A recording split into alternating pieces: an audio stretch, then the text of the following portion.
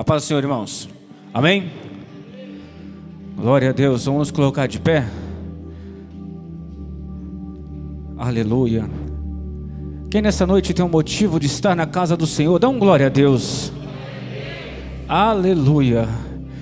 Fica bem aos nossos lábios glorificar ao nome do Senhor.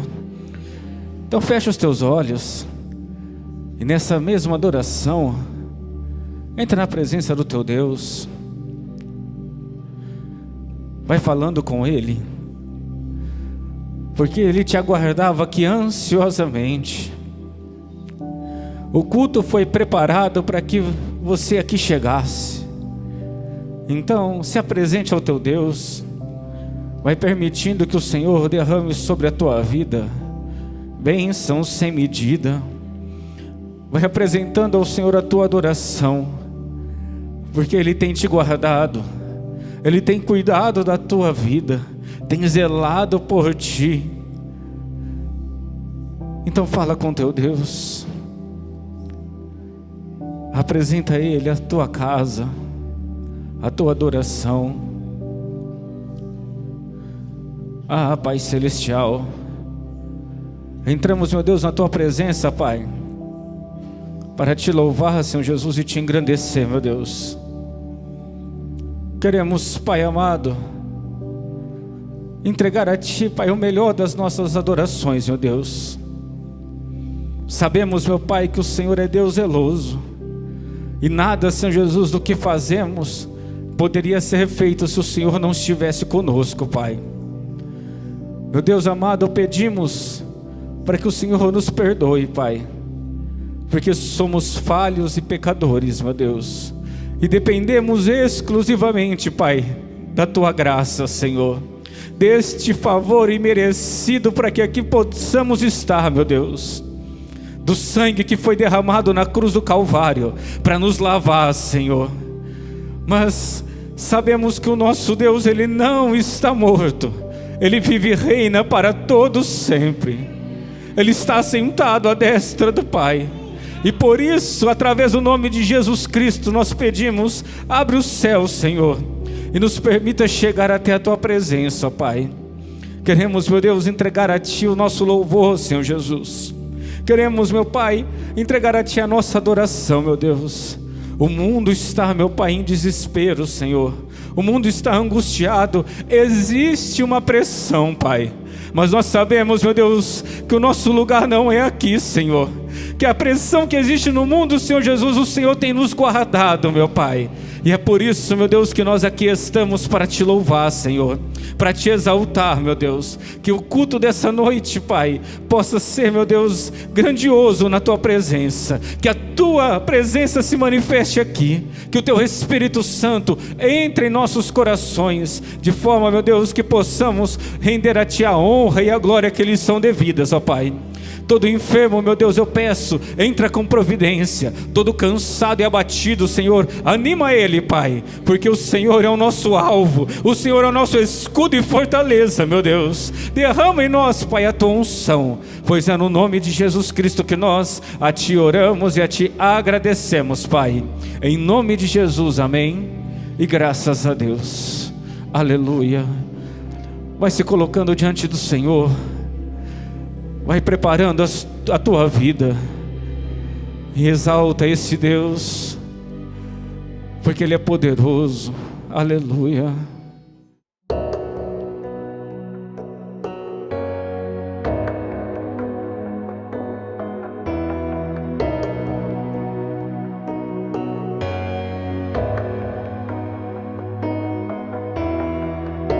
O amor que suportou a cruz, precioso sangue de Jesus, a beleza do céu coberta de dor, o quadro da morte, a imagem do amor. Sigo meu coração, tudo Ele deu, na alegria que viu além da dor.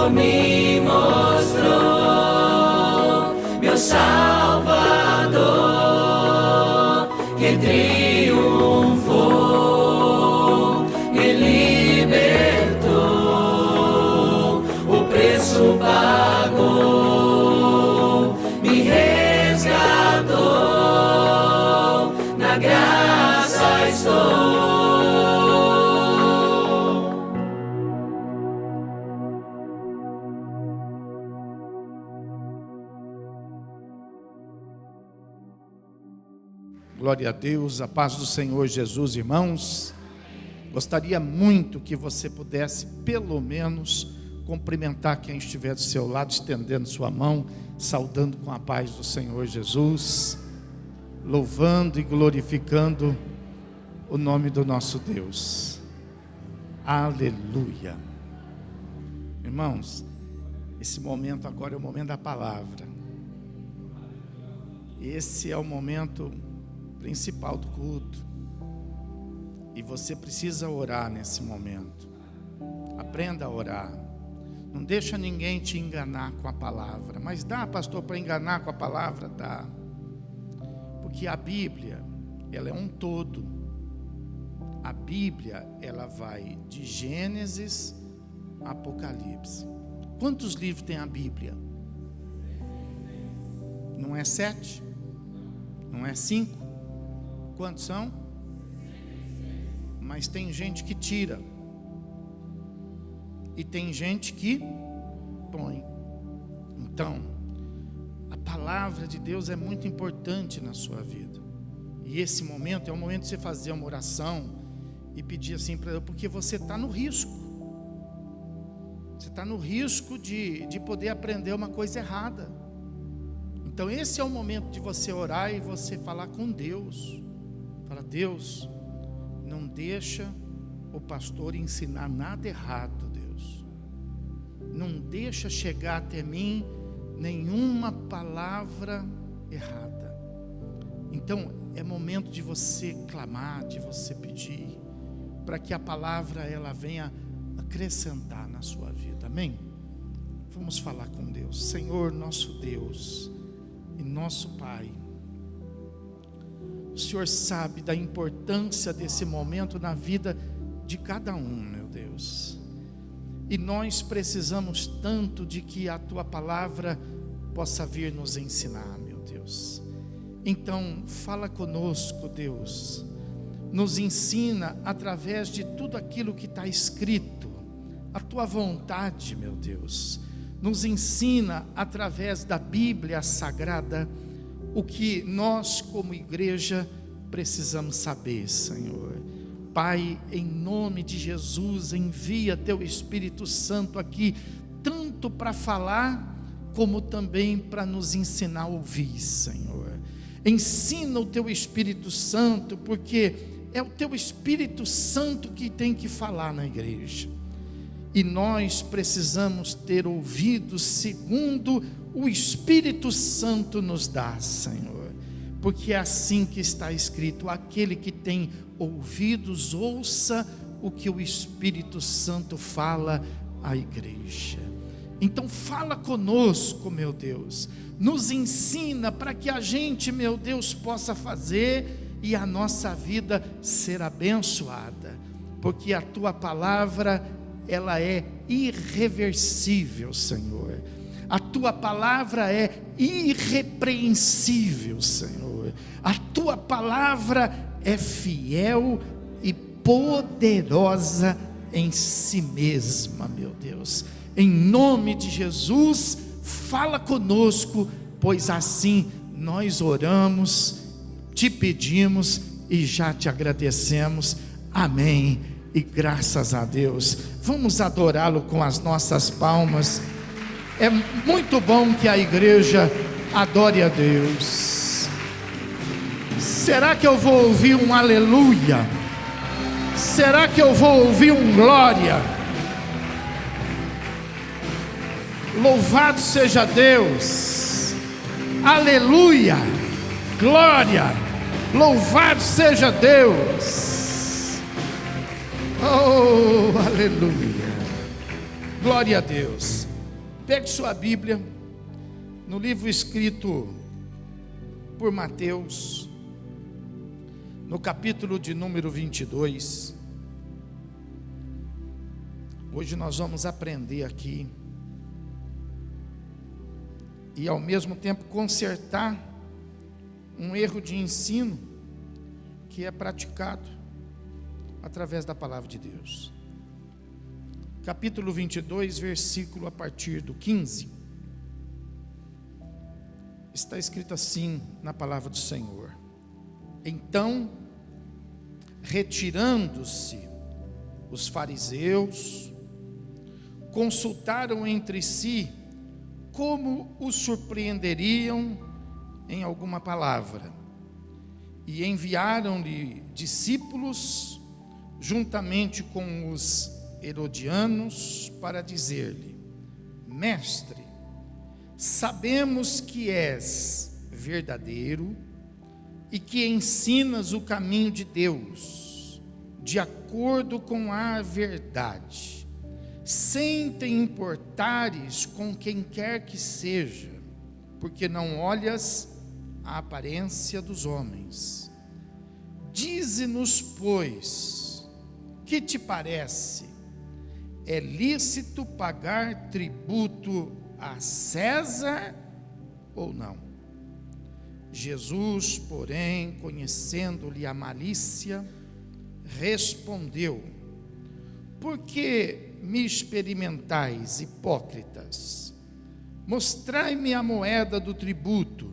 E trouxeram-lhe um denário. E ele lhes perguntou: De quem é esta efígie e inscrição?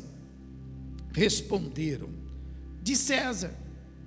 Então lhes disse: Dai, pois, a César o que é de César, e a Deus o que é de Deus. Ouvindo isto, se admiraram e, deixando-o, foram-se. Amém? Então vamos nos assentar, deixa a sua Bíblia aberta. Você já deve ter ouvido muitas vezes esse versículo que fala: Dai a César o que é de César e a Deus o que é de Deus. E você já deve ter ouvido isso fazendo conotação com diversas áreas da sua vida. Às vezes até lá em casa, numa questão, né? Às vezes alguém se levanta e fala assim: ó, está escrito na Bíblia, hein? Dai a César o que é de César e a Deus o que é de Deus. Às vezes quando alguns empresários vão conversar e alguns citam essa passagem bíblica dizendo assim: olha, está escrito na Bíblia, tem que pagar imposto, porque na Bíblia está escrito que nós devemos dar a César o que é de César e a Deus o que é de Deus. Mas esse texto não está escrito aqui na Bíblia para nos ensinar a pagarmos impostos. Não, esse texto aqui não está. Ele mesmo fala por si mesmo. Esse texto está aqui para poder experimentar Jesus. Essa foi a intenção, o próprio texto explica, né? É claro que a Bíblia vai ensinar nas cartas apostólicas para a igreja. A Bíblia vai ensinar sim, que a igreja, ela precisa ter o bom testemunho, sendo responsáveis com os seus impostos, com as suas dívidas, né? E com todas as suas responsabilidades. A Bíblia vai ensinar, mas aqui precisamente não é essa a intenção. Quando foi colocado aqui por aqueles homens essa questão a Jesus, se era lícito pagar a César o tributo, eles fizeram isso porque o tributo que os judeus estavam pagando ali não era um tributo normal. Era o tributo de um povo escravizado. Era um tributo além do normal. Era um tributo escravizador. Era um tributo que contribuía para a miséria, para a fome do povo judeu. Era um tributo para que o povo judeu pudesse se contaminar com relação a Deus. Por quê? Porque no próprio denário, que a Bíblia fala aí no versículo de número 19, o qual trouxeram para Jesus, o próprio denário, ele trazia realmente a efígie de César, né? E ele também trazia inscrito nele algo que era perigoso para o povo judeu, porque estava escrito lá naquela moeda, né? Tibério César, filho divino do venerável. Então, Tibério César, filho divino do venerável. Então, naquela moeda dizia que o César era Deus. E César aqui não é nome, tá? César aqui é patente, porque na época, o César da época, de diversos Césares que existiram, né, era Tibério.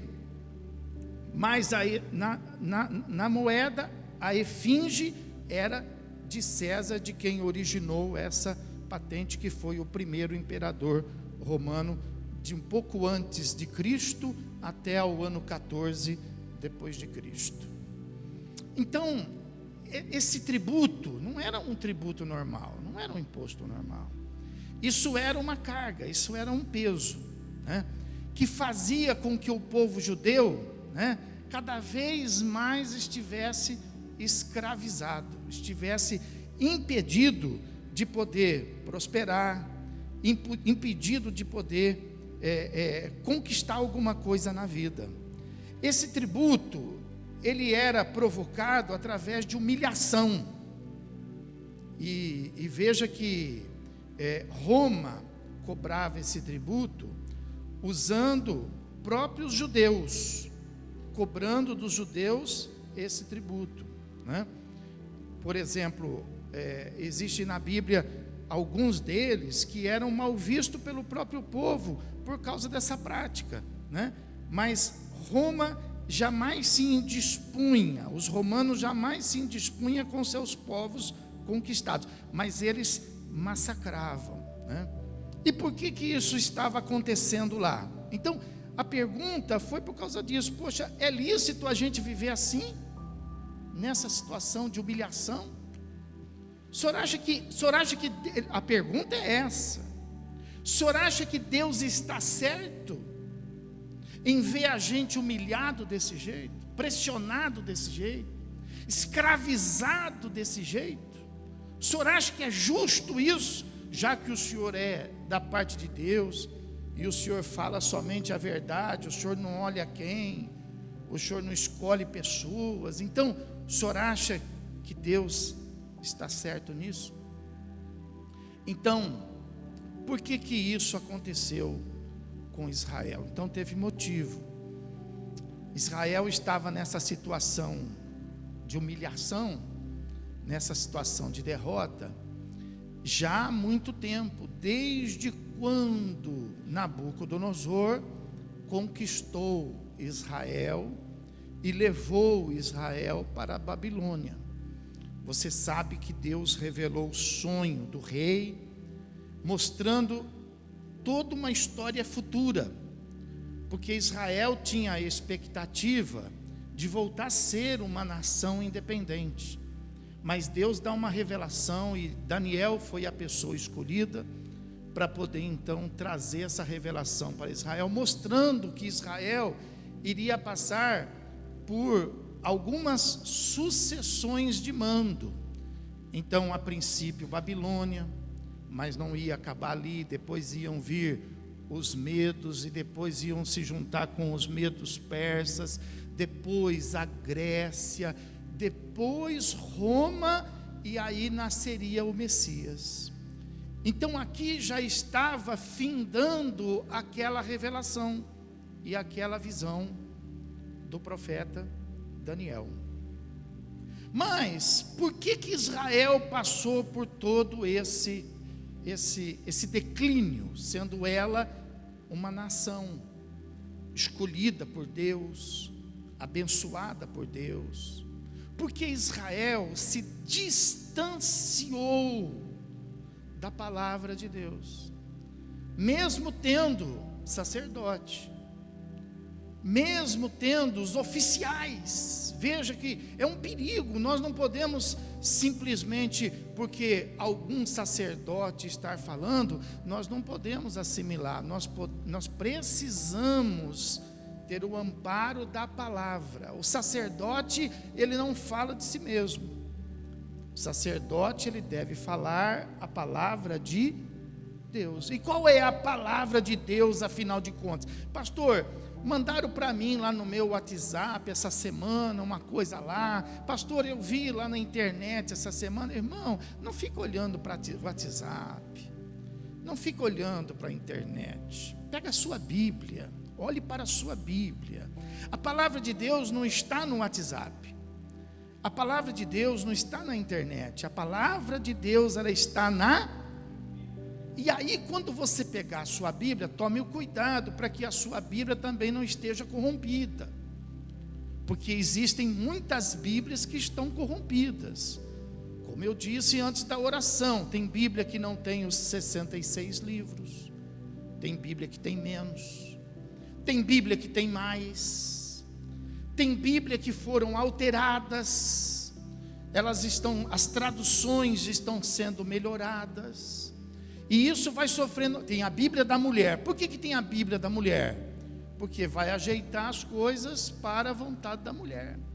Por que tem a Bíblia dos jovens? A Bíblia Teen? Porque vai ajeitar as coisas para os jovens. E a Bíblia, ela não deve ser ajeitada. A Bíblia, ela não deve ser acomodada. A Bíblia é a Bíblia para os anciãos. É a Bíblia para os maduros. É a Bíblia para as mulheres, para os casais, para os jovens, para os adolescentes, para a criancinha.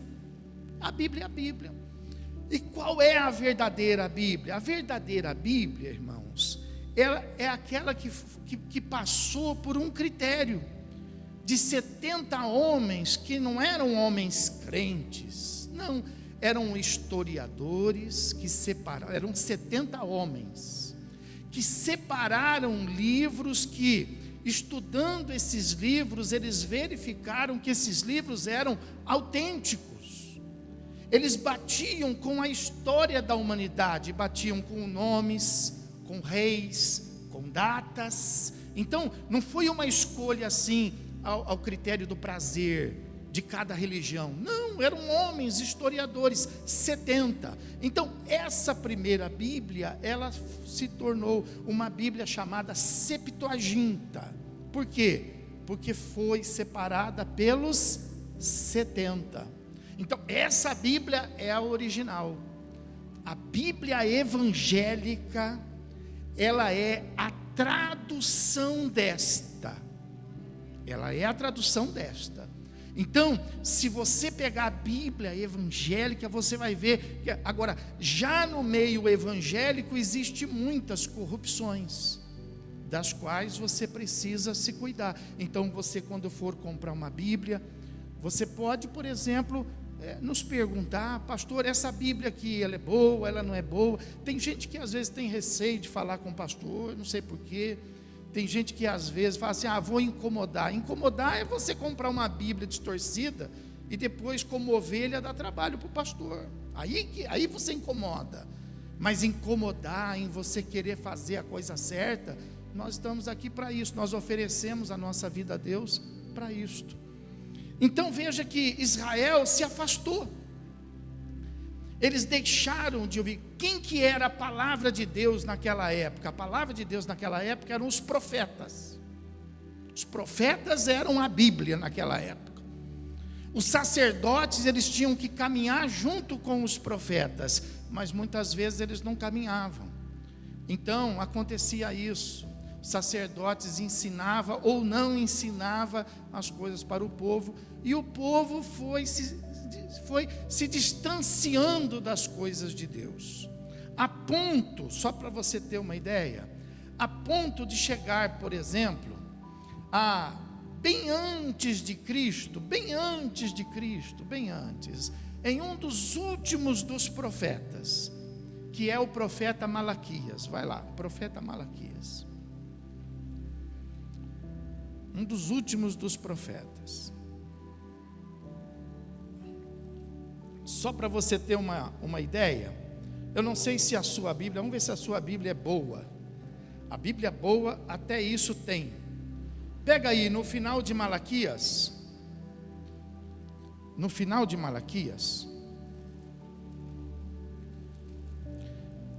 entre Malaquias e Mateus, você tem aí 4 folhas em branco? Quem tem? Levanta a mão. 4 folhas em branco entre Malaquias e Mateus. Malaquias e Mateus. Quem tem? Ninguém tem. Olha aí. Sua Bíblia já foi adulterada. A Bíblia verdadeira, ela tem 4 folhas em branco aí. Mas em branco, pastor, é para anotar? Não. Essas 4 folhas em branco significam que do penúltimo profeta, olhe para mim, o último profeta é João Batista. Então, olha, do penúltimo profeta até João Batista, 400 anos Deus fez silêncio. Deus não falou. 400. Então a Bíblia, que é verdadeira, que ninguém mexeu ainda, ela tem essas 4 páginas de silêncio de Deus. Até aí existe a palavra de Deus. Qual? Silêncio. Olha só, silêncio. Então você veja, 400 anos Deus ficou sem falar. Antes destes 400 anos, olha como estava o povo de Israel. Malaquias capítulo 1. Antes desses 400 anos, o povo estava tão distante, tão distante, tão distante, tão distante de Deus, que Deus falou assim no capítulo 1 e no versículo 6. Fala assim: olha, o problema de vocês, isso é quando Deus ainda estava falando, é que vocês não me honram. E fala assim no versículo 6, o filho honra o pai, o servo honra ao seu senhor. Aí ele fala assim, se eu sou pai, onde está a minha honra? Deus está falando aqui, Deus está perguntando, cadê, pessoal, a minha honra de Deus? O povo tinha se esquecido de Deus, e o que estava fazendo tudo errado, e quando a gente faz errado, Deus não recebe, Deus não aceita. Aí a Bíblia fala assim, que Deus fala assim, diz aí o texto da palavra, e se eu sou o Senhor, onde está o respeito para comigo? Até o respeito tinha se perdido. Irmão, nós estamos vivendo um tempo muito parecido com este. As pessoas não estão sabendo mais honrar Deus, sabe? Deus, ele existe, mas a divindade de Deus está sendo depreciada. A divindade de Deus não pode ser de forma nenhuma afastada. Deus não é uma pessoa, muito embora ele se disponibilize como pai, como amigo, presente, mas ele continua sendo Deus, pessoal, continua sendo Deus. Nós não podemos depreciar, desvalorizar a divindade dele. Nós não podemos deixar de forma nenhuma, como diz o texto aí, nós não podemos, ele sendo o nosso Senhor, nós não podemos de forma nenhuma desrespeitar as coisas de Deus. Irmão, nós precisamos ter respeito com as coisas de Deus, e as coisas de Deus vai muito além da igreja, as coisas de Deus vai muito além de nós pastores, porque às vezes a pessoa fala assim, eu respeito a igreja, eu respeito o pastor. Então, você está respeitando, quando você me respeita, você está respeitando a Deus, não a mim. Quando você respeita a igreja, você está respeitando a Deus, não a esse prédio. Mas vai muito além. Por exemplo, a família é de quem?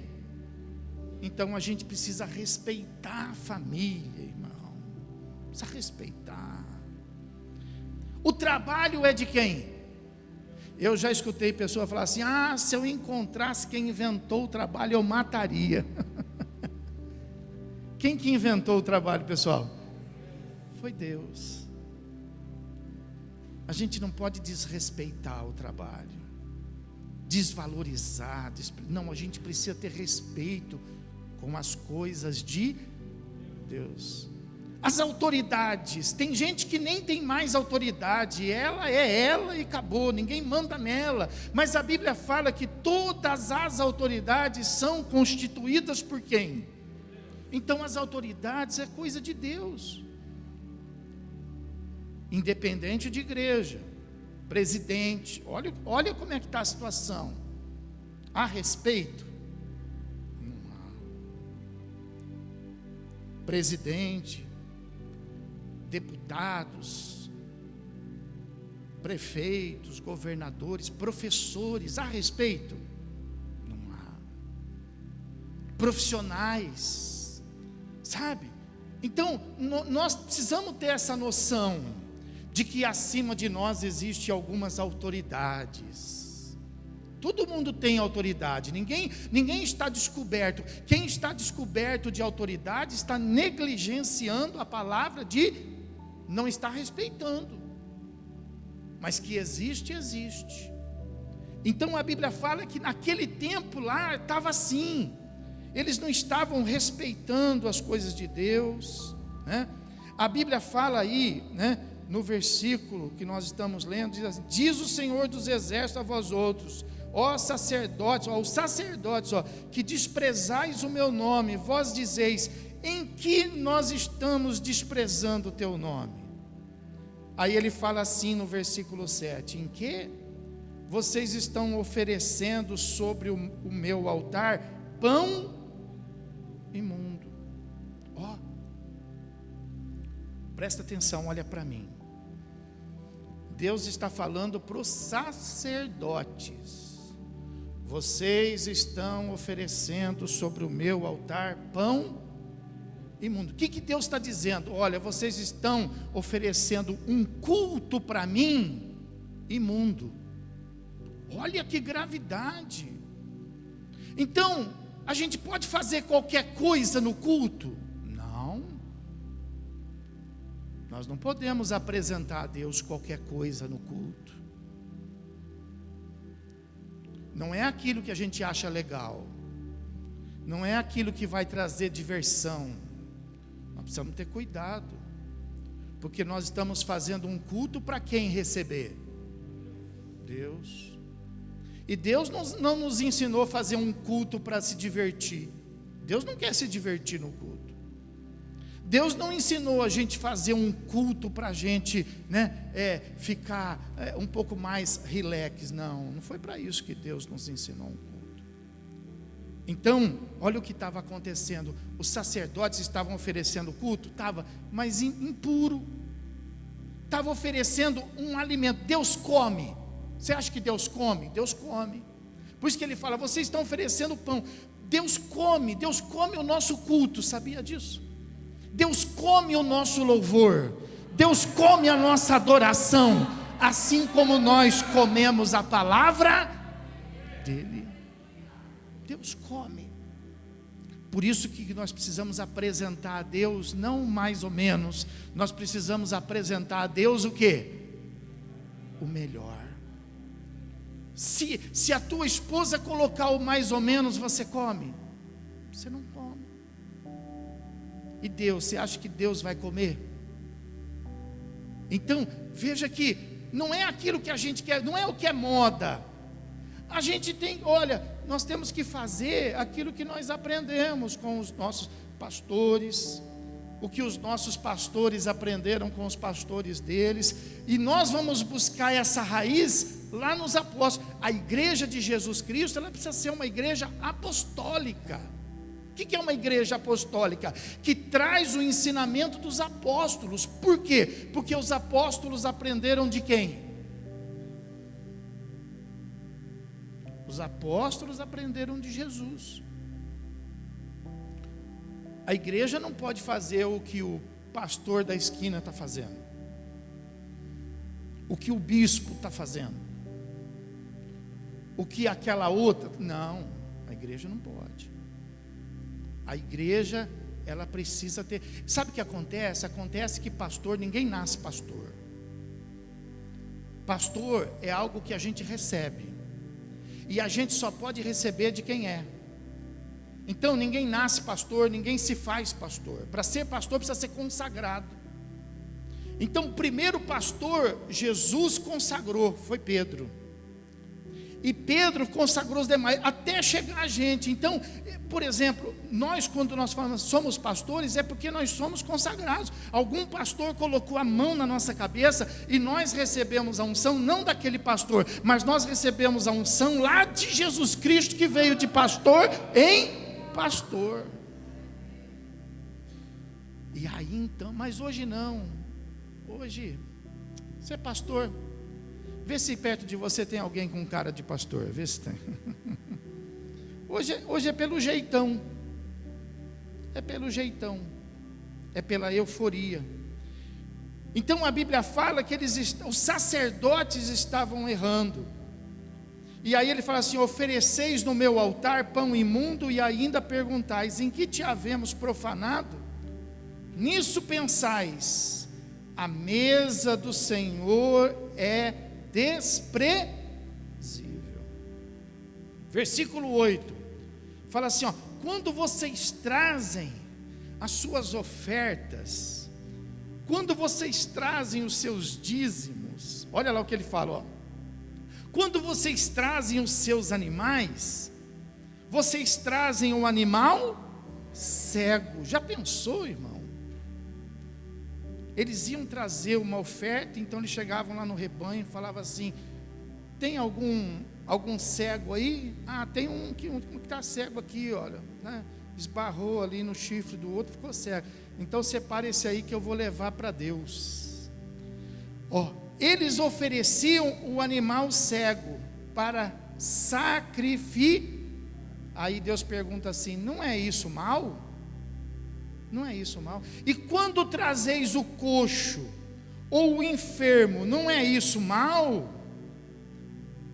Então às vezes chegava lá de manhã e falava assim: olha, o lobo atacou aquela ovelha e arrancou a perna dela. Ah, arrancou a perna dela? Separa ela aí que eu vou levar ela na igreja, eu vou levar ela para Deus. Ela já está com a perna mesmo arrancada, não serve mais para nada. Era assim que estava o nível de relacionamento do povo com Deus. Irmão, independente de quem vive com você, independente de quem trabalha com você, como que está o seu nível com Deus? Cuidado que as pessoas podem interferir no seu nível. De repente você pode baixar. Israel baixou o nível. Israel aprendeu a oferecer o melhor. Macho, por que macho? Porque o macho sempre foi mais caro. Você pega hoje, por exemplo, o preço do boi e o preço da vaca no frigorífico. O boi é mais caro do que a vaca. Então por que o macho? Porque o macho tem mais valor. Tinha que ser macho de quanto? De um? O preço foi lá em cima. Macho de 1 ano?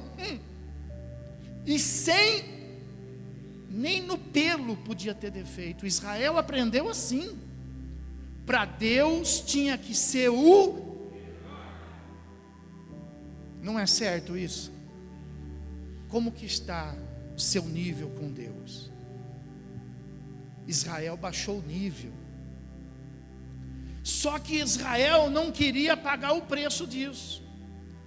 Então a Bíblia fala que a situação estava grave. Aí no versículo 8, parte B, fala assim: ora, apresenta-o ao teu governador, acaso ele terá agrado em ti e te será favorável?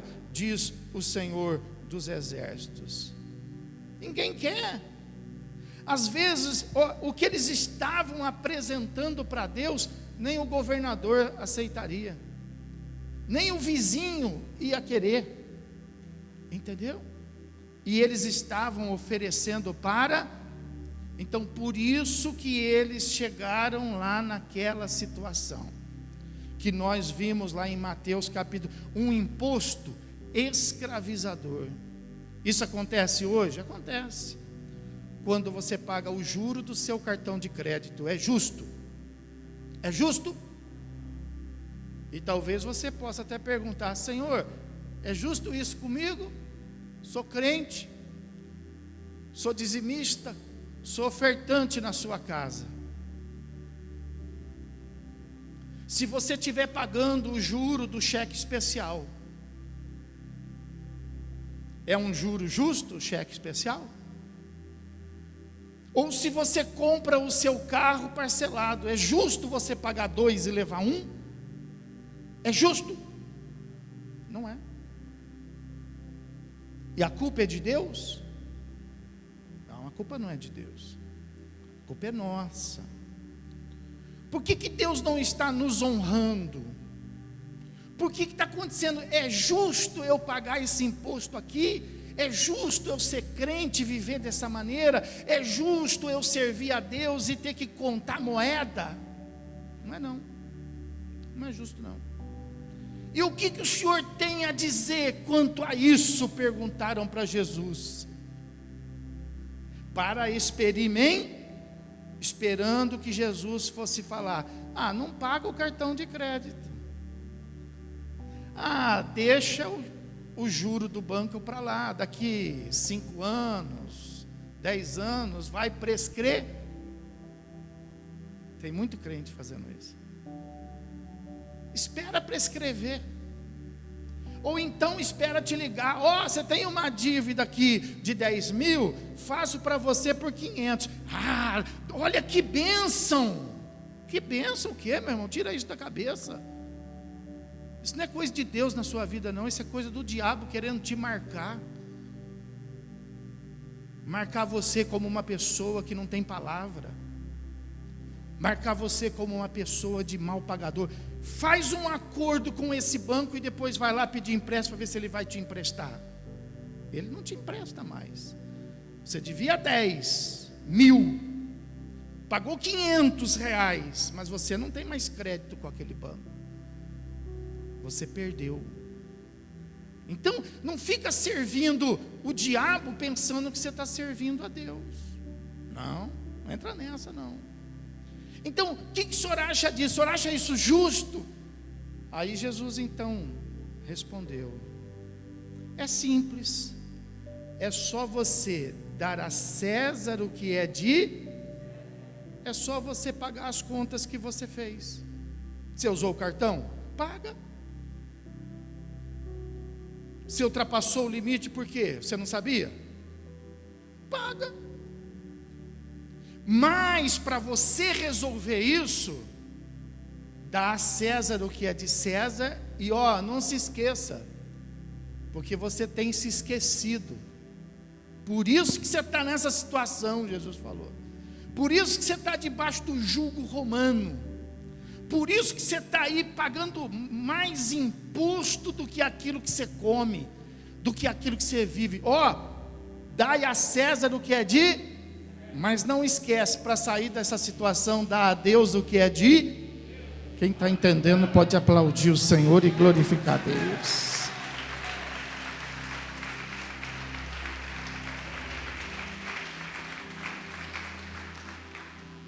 Entendeu? Por que alguém vai lá e fala assim: escuta, quanto que é esse carro aí? Esse carro é 100 mil. 100 mil?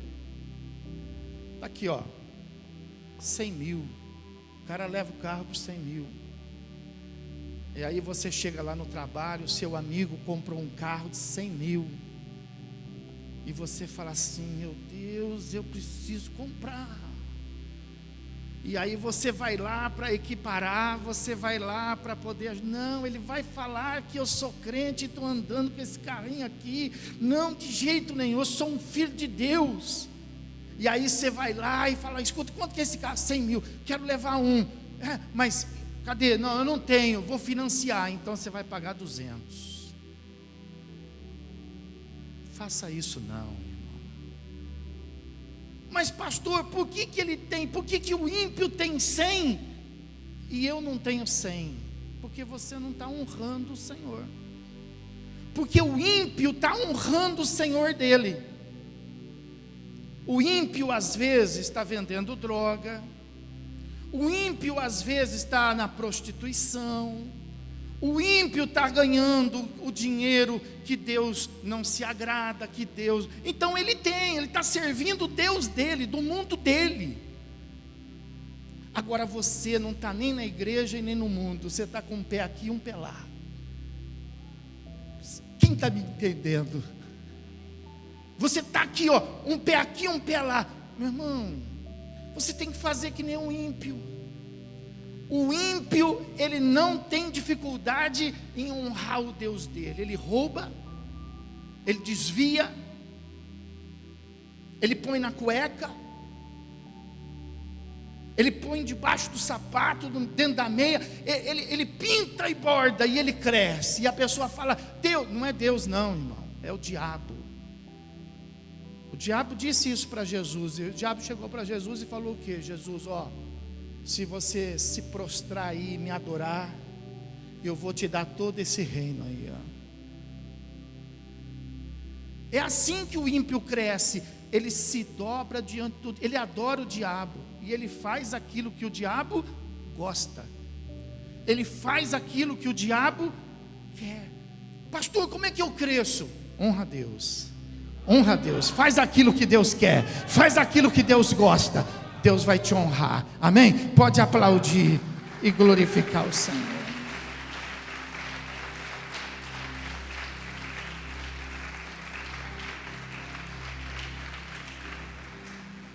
Você paga mais de juro na duplicata do que o dízimo que você poderia trazer no altar.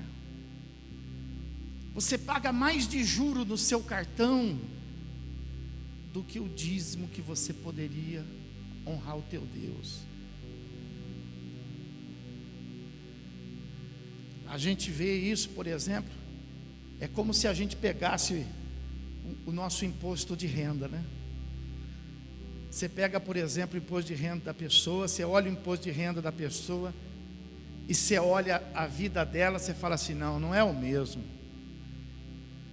Porque ela anda com um carro que não está no imposto de renda. Ela tem um patrimônio que não está no imposto de renda. O ímpio é assim. Você pega algumas pessoas importantes na nossa nação, ricas, e você vai ver o imposto de renda dela, não tem nada. Você fala: meu Deus, não dá para... Pois é, nós somos assim com Deus. Pega o nosso carro lá fora, pega o nosso histórico no mercado, pega a nossa casa, pega o nosso dízimo aqui no altar, vê se é compatível. Como é que não pode ser compatível? Como é que eu dou um dízimo de quem anda a pé, se eu ando com um carro importado? Como que eu posso fazer? Como que eu faço esse milagre? Fala para mim. Como que eu posso dar um dízimo morando naquela casa que eu moro? Por isso que na nossa igreja dízimo não tem nome. Não tem nome. Eu não sei quanto você dá de dízimo. Quem trabalha na secretaria, na tesouraria, não sabe quanto ninguém dá de dízimo aqui. Porque não é a mim que você tem que mostrar nada. Entendeu? É a Deus. O seu dízimo não é para mim. O seu dízimo é para Deus. Quando você põe o seu dízimo no altar, Deus sabe. Deus sabe. E aí você vem fazer aquela pergunta para o pastor: pastor, é justo eu estar passando isso? Você chega para a tua mulher: é justo a gente estar passando isso? Você chega para o teu marido: aí, é justo a gente vai na igreja, ora, aí é justo? Não é justo. Como que eu resolvo? Do jeito que Jesus ensinou. Ah, vou deixar a dívida para lá e vou colocar o meu... Não. Deus não vai aceitar você deixar a dívida para lá e colocar o dízimo no altar. Vou pagar a dívida e não vou colocar o dízimo. Deus também não vai aceitar. O que eu faço então? Dê a César e a Deus o que é de... Como que eu vou fazer? Pois é. Como que você vai fazer? Como que você vai fazer? Se você não tem o que fazer, você precisa de um milagre. Mas você não pode fugir disso. Você não pode fugir, você não pode pensar como pensam os ímpios. Eu vou enganar Deus. Não, eu vou enganar o meu credor. Passa amanhã, até ele cansar. Uma hora ele vai desistir. Você não pode fazer isso. Deus não vai te abençoar. Você tem que enfrentar a situação. Quantos aqui já ouviram essa mensagem numa pastoral, de irmão para pastor, de pastor para irmão, de quantas vezes eu já preguei isso individualmente e eu tenho ensinado isso, e as pessoas, quando colocam isso em prática, vem a bênção de Deus e a vida é transformada, irmão. Não fuja dos seus compromissos. Não deixe de atender o seu telefone. Não deixe de atender a sua porta. Paga o que você deve. Deus vai te ajudar. Deus está nesse negócio. Se você falar assim, eu vou pagar, Deus vai pegar na sua mão e vai falar, vou contigo. Não vou pagar, então vai sozinho. Deus vai falar para você, vai sozinho, eu não vou ficar com você não. Eu vou passar essa vergonha de alguém vir bater na tua porta e dizer assim, escuta, você não é crente, vai pagar ou não vai? Eu não vou ficar aqui não. O Espírito Santo vai falar para você. Enfrenta a sua situação. Deus vai te ajudar. Deus vai te prosperar. Porque se o diabo é capaz de prosperar o ímpio, quanto mais o nosso Deus é capaz de abençoar teu povo. Quem crê pode aplaudir e glorificar ao Senhor Jesus Cristo.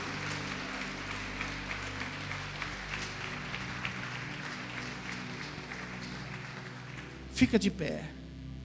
E tudo começa num culto como esse assim de hoje. Tudo começa num culto assim, ó.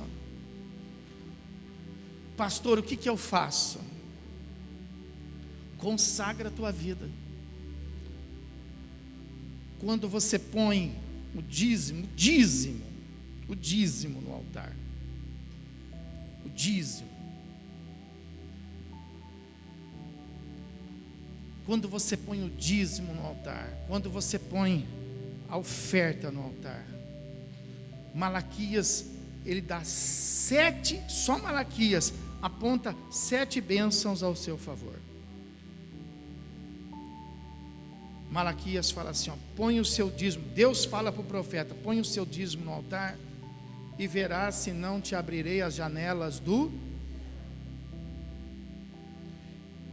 e não te abençoar, ó, presta atenção, e não te abençoarei, e não derramarei sobre você bênção são 2 tipos de bênção aí, ó, e eu não te abençoarei com bênçãos que são capazes de ser, assim, compreendidas. Deus vai nos abençoar com lugar para morar, Deus vai nos abençoar com alguma coisa para a gente ter como transporte, Deus vai nos abençoar com o nosso alimento, são bênçãos. Aí quando eu falo assim, ele acrescenta, ele fala, e bênçãos sem mim. Que bênçãos são essas? São aquelas que você não merece, mas que Deus vai dar, Já viu alguém receber um negócio e falar assim, meu Deus, eu não mereço isso. Isso é uma bênção sem? É a pessoa falar assim, meu Deus, eu não acredito que Deus está fazendo isso na minha. Isso é uma bênção sem medida. E Deus pode fazer na sua vida.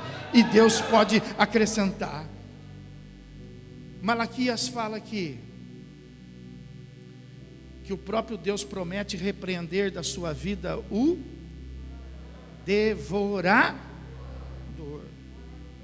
Malaquias fala que o próprio Deus tirará do seu trabalho, da sua vida, toda a esterilidade. Você, pastor, eu trabalho, não consigo fazer nada. Pois é distância de Deus isso. Crente que não produz é porque está longe de Deus. Porque o crente, quando está na presença de Deus, ele dá fruto. E muito fruto. E Deus limpa para que ele dê mais fruto ainda. Pode aplaudir e glorificar a Deus.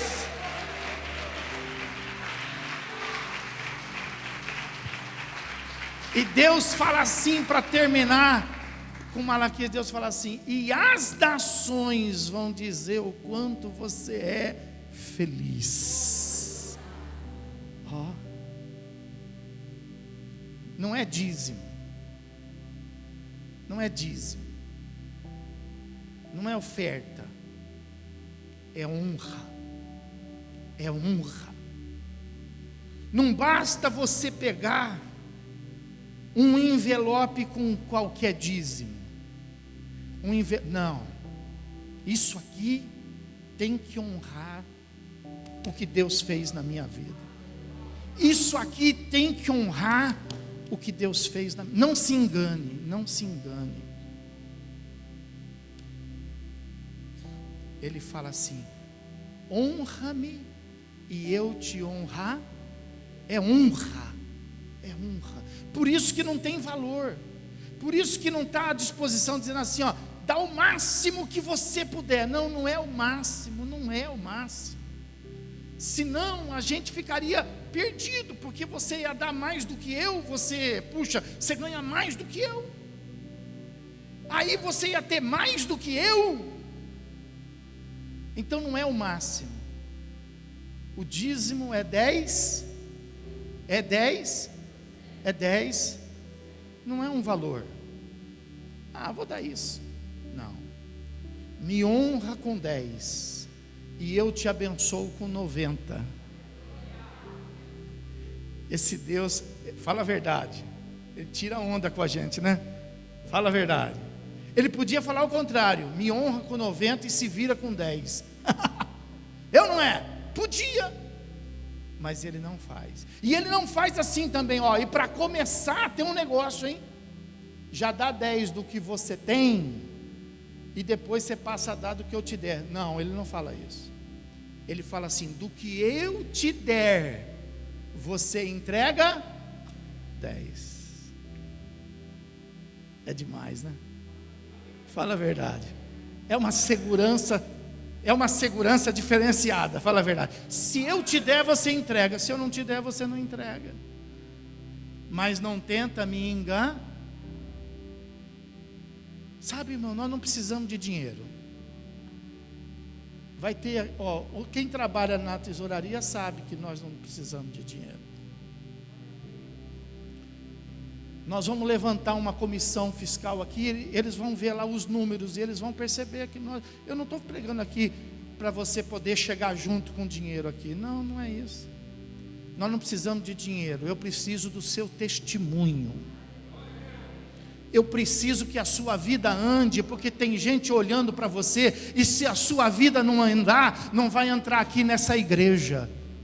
Então, se a sua vida anda, a fila anda. Amém? Pode aplaudir e glorificar o Senhor Jesus e adorar.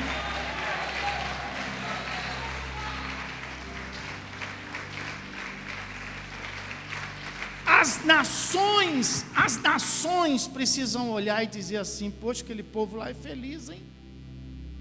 Aquele povo lá é feliz, hein? E fazendo a coisa. Ninguém gosta de fazer, ninguém gosta de se prostituir, ninguém gosta de roubar, ninguém gosta de traficar. Faz por quê? Porque dá dinheiro. Dá ou não dá? Dá. Se a pessoa souber como ganhar fazendo a coisa certa, ela vai preferir, irmão. Ela vai preferir. Então, a gente precisa crescer. A gente precisa abençoar. A gente precisa que Deus possa resplandecer uma luz sobre nós, para que quem esteja ao nosso redor possa ver, irmão. E possa olhar para nós e dizer assim: olha o que Deus fez na vida deles. Amém? Não é por nós, é por Ele. Não é por mim, não é por você, é por Deus, é por Jesus. Amém? Você pode aplaudi-lo e glorificá-lo.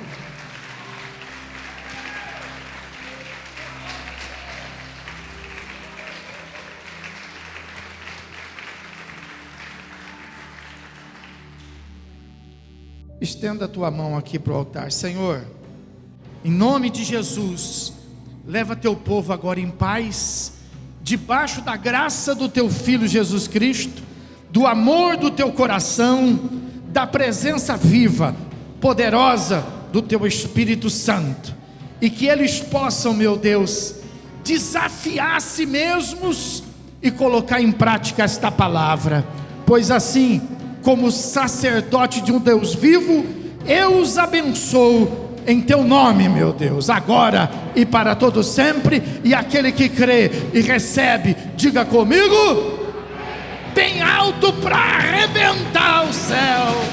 Louvado seja Deus.